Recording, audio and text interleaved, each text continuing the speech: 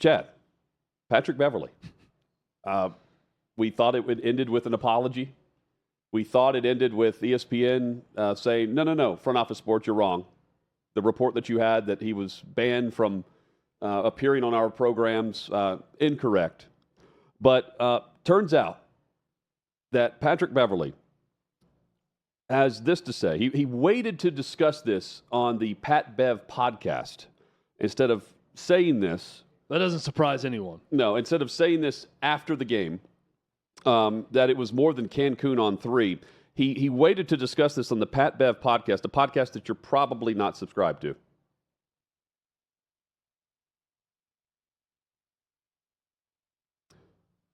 Bad, and that should have never happened. I have to be better, and I will be better. That should have never happened. Regardless of what was said, that should have never happened. Simple as that. Let's just say it was more than Cancun on 3. Okay, so that report from Shams was just a fraction of the story. Let's just say it was more than that. I've been called a lot of stuff in this league. I haven't been called that one. Still unexcused, but it doesn't matter what was said. I have to be better, and I will be better. I'm not going to take away from the fans that were great. It was some people that took it a little bit too far. I'm here to set the record straight. I was absolutely wrong, and I need to be better, and I will. I'm not the guy to get fans kicked out neither. The things that were said to me, I could have got 4 or 5 fans kicked out. Literally, security walked up to me. You want to get that fan thrown out? Nah, man. You could say anything when you win it. That's what happens when you win. You can literally say anything. And some people would have said, Pat, man, you should have got him kicked out. That would have never happened. I'm not getting no fans kicked out.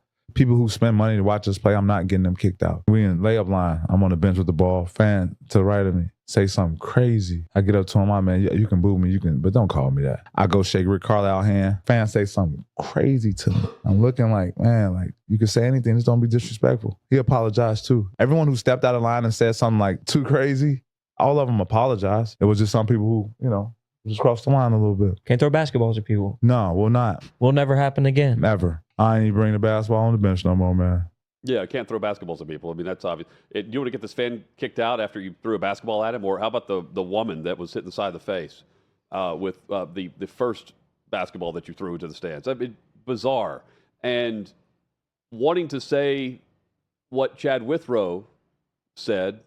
Somebody called it. Somebody called what was going to happen. Right after this incident, Withrow had this to say on Hot Mic. Disrespect of a fan for no good reason, other than the guy had a clever thing that he chirped at you about Cancun on 3, which is hilarious. Yeah. By the way, when in the closing minutes of a game, it's over. Yes. At that point, if you're Patrick Beverley, I mean, either don't respond or just laugh and move on. Now, Patrick Beverley will probably go to the league and say, he thought he was saying a racial slur to him or something. That's probably how he'll get away with this. And the league will probably listen and say, oh, boy, we can't punish him too hard now. He thought he heard something different, and because of that, we can't do anything, which is BS. Yeah, if they do threw that. multiple Also, basketballs. the fact that you're jumping to that conclusion and thinking that is BS. But he's already tweeted and said, I must be better, is what he said. Yeah, whatever. Right. It goes back, though, to this opposition that I sense between players in the league and it's their own fans. Yeah, I mean, Chad, you pointed this out. I mean, I guess that's what he's insinuating, except the reaction from the bench doesn't really describe that type of story. It's really funny that he says, I'm not the type to get a fan kicked out of a game. Now, I am the type that will throw a basketball at that fan if they're unruly. Right. But they pay their hard-earned money, so I'm never going to get someone kicked out. They really support us, so I'm going to support them by throwing a basketball at them. This was, I would love to take a lot of credit for this, but this was as predictable as they come. I could have told you that it's not going to just be the clever Cancun on 3 that was reported, that was said. And Patrick Beverley played it really well. He didn't say a specific term, didn't say a specific word that was said, so there can be some plausible deniability. I don't think he heard it. But he's just saying, I was called something I've never been called before. So if you go, I've never heard. It was way worse than that. I'm just not going to say what it was. Okay, but if you go back and watch the actual incident play out, you would have players turning around, hearing that behind them on the bench. Look at these still shots because we can't show the video. You've got the one shot here of basketball hitting. This one should be the one hitting the woman in the side of the face, and beyond that, look at the bench is my overall point here. You've got Patrick Beverley heaving basketballs at fans. And the bench, I mean, you've got Damian Lillard just sitting there as Patrick Beverley is tossing basketballs back and forth. Well, someone immediately grabs him, too, to protect himself from himself. Yeah, but to me, Chad, if racial slurs were being, like, thrown out there, you have a different reaction from the bench instead of just at Patrick Beverley. Yeah, Look at the guys just sitting there bored. He was not called a racial slur. I don't believe that he was. But I think that he was, again, like, he can say whatever he wants. Right. It didn't have to be right then. I mean, he's saying that there's guys mouthing with him throughout. So it could have been at another time, and then it boiled over, and he hits him with a basketball later on. I don't know when it all happened, but regardless, his line of, I got to be better. Well, yeah, you got to be better. You can't throw projectiles at paying customers. That's pretty standard day one stuff wherever you work, much less as an NBA basketball player. Do you want to get this guy kicked out? In an of arena. Of course not. Yeah, well, I never get anybody kicked out of games. You know, they paid their hard-earned money. So you can chirp all you want when you're winning, but just know that I might throw a basketball at you is the lesson here from Pat Bev. It's ridiculous. He didn't use a racial slur, but Patrick Beverley has put it in a way that leaves it up to the imagination. And when you do that, a lot of people are going to assume, oh, I bet the guy was a racist, rabid racist, this Pacers fan in Indiana. And that's what happened. That's why Pat Beverley dealt with him. We would hear from the teammates right after the game on this, though. That would be the obvious assumption. And it's whatever. I mean, but I'm saying if you just keep it vague. Let me also say, Chad. Then all of them are saying, well, I didn't hear what he heard. If you throw the basketball and you hit a woman inside the face, the guy's probably going to say something to you. Yeah. And he should. In return. And he should. Yeah. And then he throws the basketball back, and then he gets a fastball right at him. It's so like. My guess is he was called something that's very demeaning to be called as a man. I don't think it was in any way racial. Wouldn't you say it on your podcast? I mean, if I'm him, I would. But again, I think that he has weaved this thing where he can get away with just being vague and not putting himself into a corner that can be proven otherwise just saying, I was called something I've never been called before, and then no one's going to investigate it further. The assumption is, though, that it was something really, really bad. And what is something really, really bad that a white guy could say to a black NBA player? Yeah. And that's automatically where everyone's going to go with it. And it's probably not true. Guys, go back to the still shot here. I'm looking at the bench, and it takes like the Kennedy back and to the left. But Chad, the second basketball heave into the crowd is whenever you have the players actually turn around. Damian Lillard actually turns around after the second throw into the stand. Like, you can tell whether or not someone's shouting something inappropriate, like out of the norm, instead of Cancun on three. And at least it looks like a bench where everyone is thinking, did Pat really just throw a basketball at someone in the crowd? I mean, I don't even know if they noticed. Shocked by it. I don't even know if they noticed. Someone grabs him and pulls him away after the second one, and they start trying to get him out of there at that point. Not the fan, right? Beverly. Right. Chad, we had alphas and betas yesterday. Had we waited one day, we have a front runner for beta leading the show here on Hot Mic. What in the hell is Jamal Murray doing? Just God's honest question. What in the hell are we doing? What in the hell are you thinking? You're going to chuck a heating pad onto the court? This wasn't even a mistake. I've seen it before where someone gets frustrated and like moves in a way where a water bottle or something spills out onto the court, right? And it does create a dangerous environment if someone's stepping on it or something happening. But Jamal Murray, in frustration, down, I think at the time 17, which is not nearly as much as they'd be down by later in the game, and even that half, with our Minnesota Timberwolves taking it to them, the Denver Nuggets. But Jamal Murray decides in frustration to chuck a heating pad onto the court right next to where Karl Anthony Towns was scoring. Beta move, not just of the weekend since we missed it, It's maybe the beta move of May. This is ultimate beta type stuff. The amount of just childlike hissy fits that I see thrown, but I don't know that I've seen a lot of instances like this, that I'm frustrated.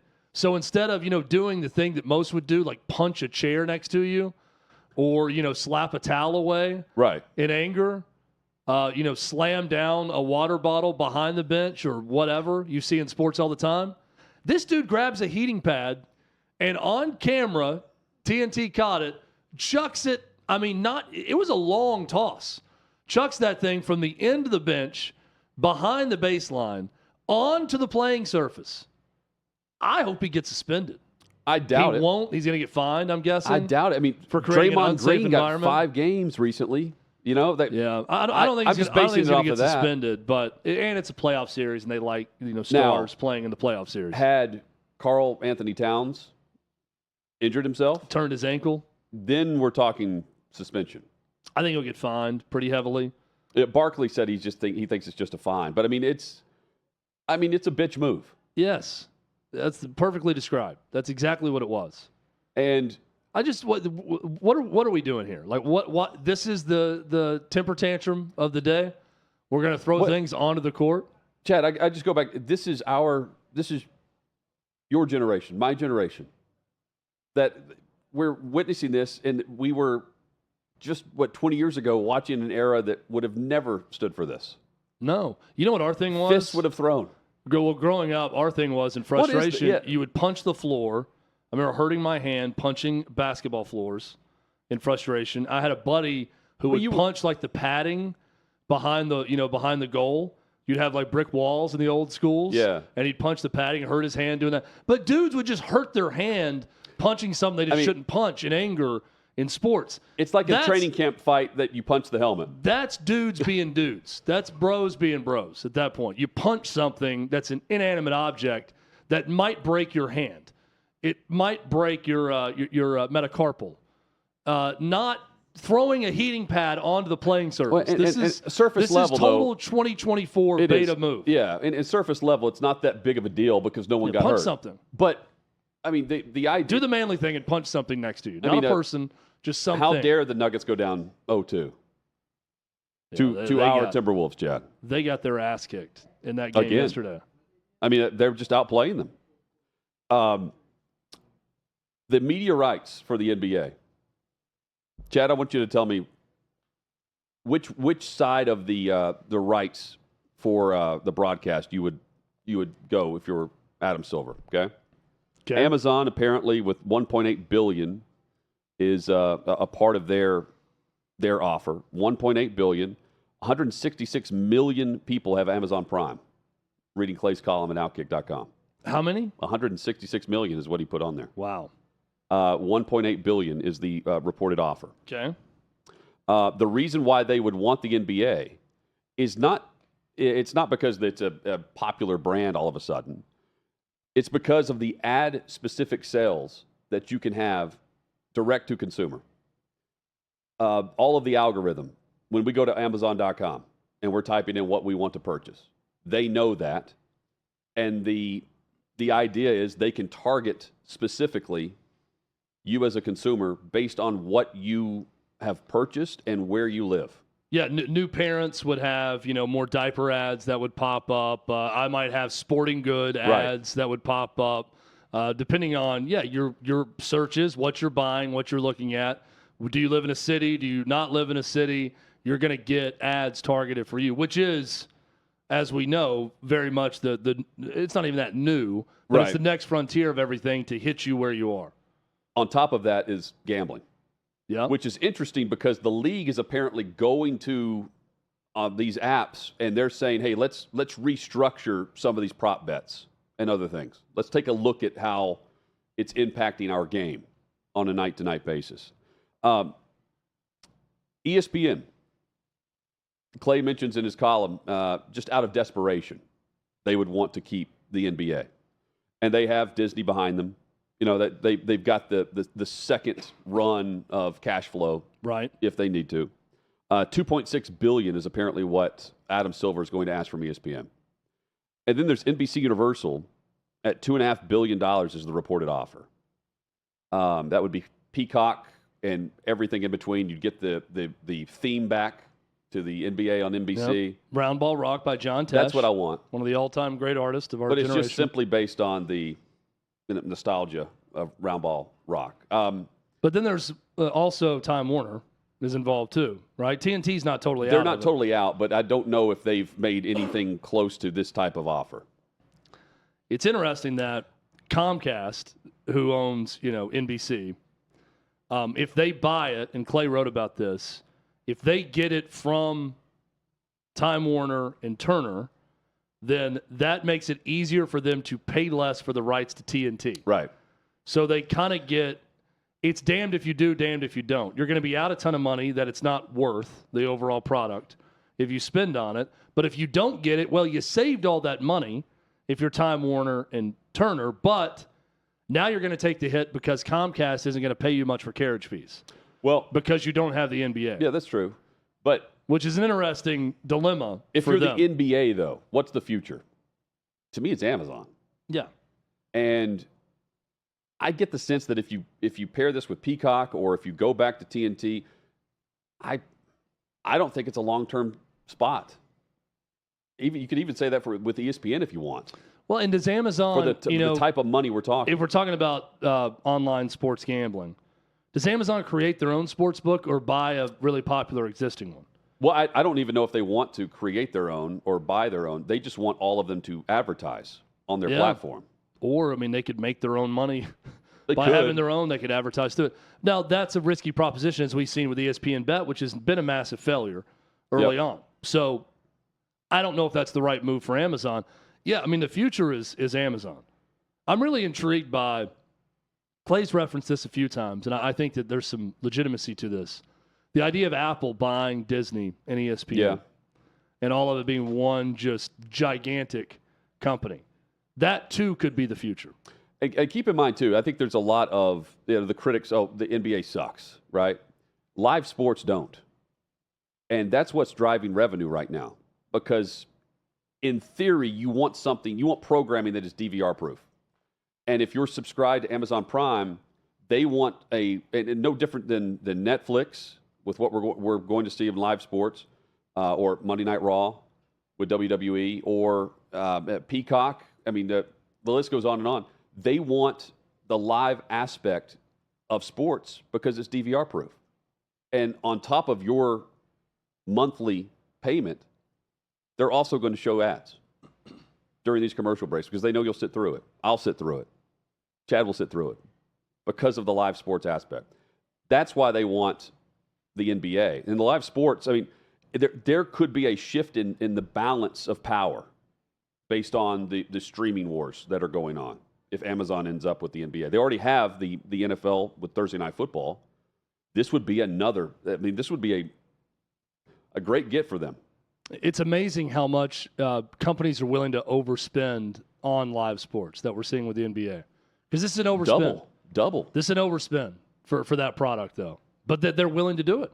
It shows the value of live sports. Well, and on top of all of that, give me back the NBC theme. That's all I want. I want Bob Costas calling the first game, and I want the NBC theme. I think anytime a sport moves to a new network, I'm always interested in the beginning to see how they format it, who's calling it, how they cover it, how the graphics differ, all of those things. There's a novelty to it when something new takes over. And unlike that, you want to see their coverage and rate it. And unlike the NFL with Thursday Night Football, because you do have the NFL films, the whole orchestra, you hear all of that, right? In the actual theme. The NBA would be different. What would you do? I would just have Tesh come up with something similar. Well, have SNL come up with it. I would get you could have our guy, Tim Robinson, come up with it. No, go back to the old music. I don't see the value in the NBA right now. I just don't. Well, it's just the live aspect of it. Yeah. And the individual brands, the individual players. I think it makes more sense for Amazon to move into the realm of more live sports. So this is a good entry point for them to have the NBA. But overall, it is a declining product. But think, okay, That's still set to make double what they made in their last television contract, which is remarkable. what else can you own in the space if Major League Baseball is going to take things in-house, right? Mm-hmm. You have the NBA. WNBA is negotiating their own rights. More power to them on that with Caitlin Clark. More on that in a moment. You have the NFL. You've paid for that, and you're going to continue to pay for the Black Friday game and other things. What else can you buy if not the NHL? I mean, it would be the NBA, which is more popular than the NHL. I mean, you can buy anything when it comes back up for bid. But Yeah. we're just talking about things right now that aren't currently up for but bid. if you think that Major League Baseball is going down a path, they have insider info. But see, I think Major League Baseball is going to do one of two things. They're going to take it all in-house, but I think to do that, they're going to need a partner. So I could still see like an Apple buying into the ownership of Major League Baseball and presenting all of the games on Apple or Amazon. It's going to be a big tech company that comes in and helps not subsidize it, but is a partner of Major League Baseball with it. You can certainly subscribe on YouTube. Just search out OutKick and hit subscribe. You can see all the you got the clips, highlights, and more there. I'm surprised that the Indy Star has banned Showing some balls. Banned Gregg Doyle from attending on behalf of the paper or covering Caitlin Clark and the Indiana Fever. Yeah. This goes back to Doyle at a presser. They're censoring themselves. Yeah, yes. Where Caitlin Clark said, so you've got Doyle who's giving like the heart symbol, right, with his hands. And Caitlin Clark says, "You like that?" And Doyle says, "I like that you're here." Clark goes, "Yeah, I do too. My family, I do that to my family after each game, the heart symbol with the hands." And Doyle says, "Start doing it to me and we'll get along just fine." And the reaction by Caitlin Clark is weird. What you would think, like, it's just creepy, right? And then Gregg Doyle will not be invited to any roast of anyone No. anytime soon based on his brand of humor. But then later, he does what to the coach? He points at Caitlin Says, Clark. "You have that. What are you going to do with it?" And he's just pointing and gesturing towards Caitlin Clark So as stupid. he says it. Suspended for 2 weeks. As if the first cringeworthy moment wasn't enough, Gregg Doyle decided to double down and said, "I'm going to be worse the next go around." Right. So he's already written, he wrote a column with an apology where he claimed that he had already become part of the problem. Yeah. Whatever that means. And now the lead sports writer at the Indy Star Toxic masculinity. is not allowed to cover Caitlin Clark. It's embarrassing. And let's see, Bob Kravitz, I believe, is the one who reported that he's been suspended 2 weeks. It started on April 29th, is the last time he posted anything. And on top of that, he won't be attending any games on behalf of the Indy Star. Curious For this. I'm surprised by this. Are you Curious surprised? to get our guy Dan Dockich's thoughts on this with Oh, his history tomorrow. with Gregg Doyle.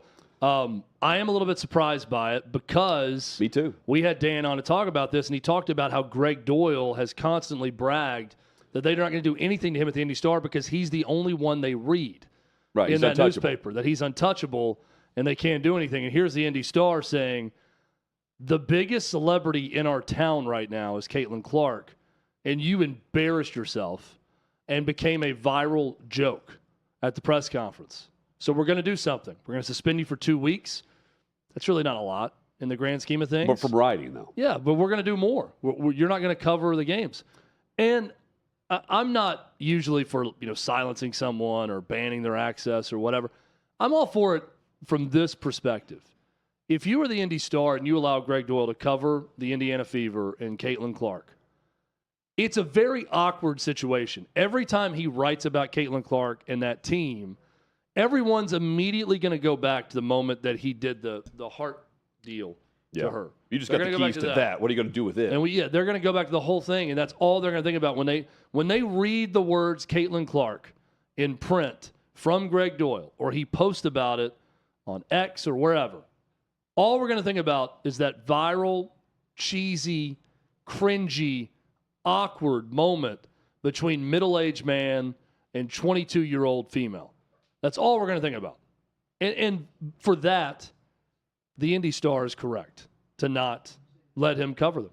Well, and he could cover other sports. Yeah, did not let him cover the Fever, I'm saying. And and how much of this is also we can't piss off the Indiana Fever and Caitlin Clark.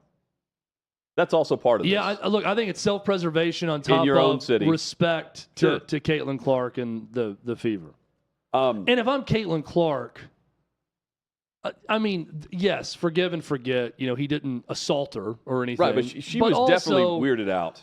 It's just, I don't, if I'm a star of that caliber and you got the endorsements of her and everything else, I'm just thinking, can this guy not show up and ask me questions again? Like, just let's get past that and not do it again. I wouldn't want it if I were her. The WNBA. It's a weird deal. So the WNBA with Dan Z wouldn't credential him for the WNBA draft. You think they played a role in this? I don't get the sense that they did. I think this is more about the Indiana Fever than it was the WNBA. I think it's about the Indy Star, too. Well, but I think it's the Indy Star calculating it, saying, well, they have coverage. Dude, you can't write about her anymore because that was awful to watch. But yes. But the ratings, you know, the guy who gets read. You know what I mean? Like the one thing to cover right now is Caitlin Clark in your city. Yeah, and they have another writer that's going to cover the team. Sure, yes. It's just he's not going to write columns about them. Yeah. I can't wait for Dan. The moment he did the heart thing and said, if you do this to me, we're going to be okay, is the moment that he lost any credibility writing an opinion piece about Caitlin Clark. Do we still have that, David? So I am all for legitimacy in media and the Indy Star actually saying, you know what, you've lost all credibility by ever writing about her or covering her again when you did that awkward, cheesy moment. So you're out. And whoever the young reporter is that's there at the paper is going to go cover the team. I mean, how stupid can you be? You know, really dumb. And I think just Caitlin Clark looking at him going, you like that with the heart gesture? I like that you're here. Yeah, I do that at my family after every game is a response. Start doing it to me and we'll get along just fine. It's someone who thinks he's cooler than he is. Yeah. And has probably pissed off a lot of rooms he's been in and didn't really know it. No, he's high and mighty. Yeah. You know who he is, Hutton? Go ahead. Someone needs his ass kicked. That's what I think with Gregg Doyle, right? We all know that person. I think Dockich is the man for the job. Yeah, Dockich could do it, but you see someone, there's like a certain smirk / style in a room. To do that. / I'm going to make everything awkward for everyone and act like I'm way cooler than I am. Maybe a guy who wears Acquadigio, I would say, or Curve. I think Gregg Doyle probably has some sort of cologne from the 90s. Drakkar Nowhere, whatever it is. We know Caitlin Clark is nowhere around Gregg Doyle, and he'll be nowhere around her. What are you going to do with it? Yeah, he seems like a guy needs his ass kicked. We've all met that guy. Oh, he's been humbled, at least. I hope so. I mean, he's apologized. How many times can you apologize? He's part of the problem now. That's funny. No, that's what he said. I'm a part of the problem. That's the funniest part about it. Today, in my uniquely oafish way, while welcoming Caitlin Clark to Indy, I've formed my hands into her signature heart emoji. My comment afterward was clumsy and awkward. I sincerely apologize. I mean, please know my heart, literally and figuratively, was well-intentioned. I will do better. Thank you, Greg. Someone who's been very outspoken about misogyny is now part of the problem. It's the right decision by the Indy Star. Indianapolis Star sports columnist Gregg Doyle will not be covering the Indiana Fever. That's all that they said as a comment. As a matter of policy, we do not comment on personal matters or personal actions. Do you think the same PR person that handled the ESPN ban of Patrick Beverley was a part of this? He's absolutely not banned. We were supporting him. We were supporting him. He is welcome. He may be on with Stephen A. Smith tomorrow. He is not suspended. He's just not on the schedule right now. This is an erroneous report. He is not suspended or banned. How about the Minnesota Timberwolves, man? Put it on him. So, Rudy Gobert, he misses game 2 against the Nuggets for the birth of his son. And the line shifted where Denver was already favored. They went from 6 points to a 7.5-point favorite. Minnesota still wins the game. 106-80 is the final score. And you've got another great performance by the Timberwolves, and they're locked and loaded, man. I forgot how many stars they had on the roster. I'm thinking if I'm a Timberwolves fan, I'm thinking, can Rudy Gobert have another son? Because they played pretty good without him in Game 2. Is there another kid on the way that we don't know about right now? Because might need to miss him for Game 3 also. When I think of Rudy Gobert, that was an impressive beatdown. That was 37-point lead at halftime. I mean, it made them throw a heating pad onto the floor. Yeah, and that was at 17 is when he threw it on the floor. Jamal 106-80. Murray knew it was over in the second quarter, down 17 when he threw that heating pad on the floor. Yeah. The Knicks win. Jalen Brunson, another 40-point game. He's a playoff sensation. Straight 40-point game. You've got Game 2 tomorrow, and here's Brunson just lighting it up. And, Chad, you mentioned this. Last year was the Denver Nuggets. Yeah. Didn't really catch on all that much. The Knicks will. Well, the Knicks will, and Knicks Celtics will be pretty big time in the Eastern Conference Finals. That'd be awesome. And I think we're headed on a collision course for that one. That's my hope. Are you going to be watching the Snoop Dogg bowl game? I wonder who's going to be the broadcast partner. The Gin and Juice by Dre and Snoop Arizona Bowl. First off, genius branding. This is a new product to celebrate the 30th anniversary of just maybe the all-time best rap album ever, Doggy Style, by Snoop Dogg, and the classic Gin and Juice. 30th anniversary, they now have a Gin and Juice mixed cocktail drink, and this is the sponsor of this bowl. Hey, this is Brilliant the first branding. alcohol partner as the presenting sponsor in a bowl game. Really? Yes. First time ever. So get It's ready. a NIL world. The door has been cracked open, and it's the Mountain West against the MAC, Chad. Yeah. And this is one of the very few bowl games that's not owned by ESPN. Yeah, Barstool carried it last year on like UPN or something. What are they paying for this?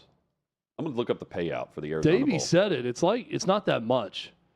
It's like $250,000 maybe. I mean, that's a lot of money, but it's not like what you'd think for some major bowl games. It's last year was, or 2 years ago, was $350,000. Yeah. Now compare that to the Music City Bowl, $5.7 million. This game's played on December 28th. In Tucson. Yes. Tucson, Arizona. Gin and Juice. We should try that. Yeah. Let's get some product. Maybe if we say it enough, someone will send us a case. Do they come in cases? 6-packs? Sure they do. I need to see what the Gin and Juice is. It like the new cocktails in a can, and it's just a Gin and Juice cocktail I actually in a like can? those. Do you like those? They're pretty tasty. I prefer those. It's not something I immediately go to, but they're not bad. How did your take yesterday go over? My U Sports. U Sports. I just got it posted. Oh, okay. Because I had to figure out a way, because I don't have a Microsoft account. This is really probably not good for air. You couldn't. But post I could not transfer what was being sent to me because I don't have a login to get into whatever it was. So you now have it posted. Yeah. And tomorrow we'll hear about the reaction to it. Yeah. Again, it's one of those that when you talk about parenting youth sports issues, I think anybody who probably needs the message it's going to go right over their head, or they're going to be defensive. And then everyone else is just going to nod and agree. But we'll see. Maybe I change some hearts and minds, Hutton. That's what I'm trying. We try to do that with the show every day. Changing hearts and minds. Are you surprised? I'm surprised about the reaction to the Brady roast. Everyone's loved it, but the idea that Brady was so upset about a joke about Robert Kraft and Orchids of Asia Day Spa, I don't get the sense he was that angry. I don't know. I think he was mad. Jeff Ross. It's interesting because of all the jokes. Well, Jeff Ross went on. It's because it's about Kraft. Jeff Ross went on with Rich Eisen and said no, he was just playing a bit. It wasn't a big deal, and he was fine afterward. He kind of joked it off and played it off like he wasn't mad. Nikki Glazer, we were watching on Howard Stern today, and she said, "Yeah, I think he was genuinely mad about that one." And he said something, and she said because they're given a list of people who will be there that they could hit along the way in the crowd, and he was never on any official list of actually being there. So no one knew he was there until they looked up and saw him, and everyone believes that was on purpose because Brady sees him as kind of a father figure and does not like him joked about. So I believe Brady when he stood up and said, "Don't say that bleep again." I think he was being serious. How about Giselle? Giselle is, according She's to furious. People magazine, deeply disappointed by jokes regarding marriage to Tom Brady. She doesn't seem like the type of person who has a great sense of humor. Remember when she was like Yeah. screaming in the suites at people after a game and like defending my Tommy and just going nuts on people about it? And every report of how just physically angry she gets when someone slights Tom. A source tells People that the model, 43, is deeply disappointed by the disrespectful portrayal of her family on Sunday evening's roast show. The source adds, as always, Buncheon's priority is to support her children who were affected by the irresponsible content that was broadcasted. I'm sure she's real happy with Tom for taking the check for that. Does she get half of that check, though, from Netflix? Then she can't be too mad, right? Because he got paid well to do that. I have no doubt about that one. Nikki Glazer saying, you have 7 rings. Well, 8 now that Giselle gave hers back. Yep. What's funny is it's exclusive to People magazine, and they're quoting like all of the jokes in the same story. I mean, it was anything you thought would be off limits was not in this roast. There was a joke made about the ring around Aaron Hernandez's neck also. Yes. There were a lot of hanging jokes about him. The source tells People. Nothing was off limits. This past week, Giselle has been tirelessly dedicated to aiding those in need in her home state in Brazil, which is grappling with the worst flooding in its history. She was concerned about family affected by the devastating floods, so to hear her life being joked about was very disappointing. Oh, gosh. What do you think, Tom? I saw our guy Sean Merriman just reposted that she was upset, and he just put, well, she's still a white belt in jiu-jitsu, which was pretty good. You think John McClain knows jiu-jitsu? Ron Burgundy even joked about Giselle, and he said, is it Giselle? Is it Giselle? And he said, is that Spanish? And Brady, which is pretty funny off the cuff, just goes, I don't know. And he said that. He said, oh, he didn't even know, and made fun of Brady, acting like, I don't know what it is. I don't know the country of origin.